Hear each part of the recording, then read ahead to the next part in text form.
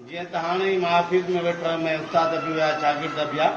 वॾो धमाको थियो असांजे स्कूल में। जॾहिं मथे मां चढ़ी आयुमि त 3 कमरनि जी छतुनि जा छपर एॾो त धमाके सां किरिया ॼण की का बिल्डिंग हेठि किरी पई हुजे। हाणे साईं वॾी ॻाल्हि इहा ई आहे त असांजी सिंध गवर्नमेंट खां, एजुकेशन डिपार्टमेंट जे मिनिस्टर खां साईं सरदार शाह खे गुज़ारिश आहे त बिराए महिरबानी करे 1000 खां मथे हिन स्कूल जी इनरोलमेंट आहे शागिर्दनि जी। खुदारा हिननि ते रहम कयो, हिन बिल्डिंग ते ध्यानु ॾियो।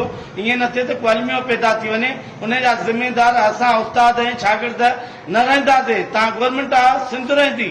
मुंहिंजो वज़ीर आज़म पाकिस्तान खां, वज़ीर आला साहब खां, बिलावल साहब खां, आसिफ ज़रदारी सदर खे गुज़ारिश आहे त महिरबानी करे यार एजुकेशन जे स्कूलनि ते ध्यानु न वञे ऐं हिन main primary Sindhi school Khanpur ते ध्यानु न वञे त हीअ बिल्डिंग असांखे ठाराए ॾिनी वञे।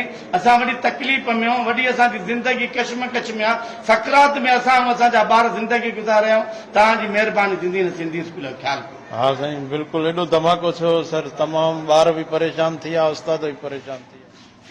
अचो निकिरी अचो साईं, ख़तरो आहे। छापड़ किरनि था बारिशुनि खां पोइ। हाणे ही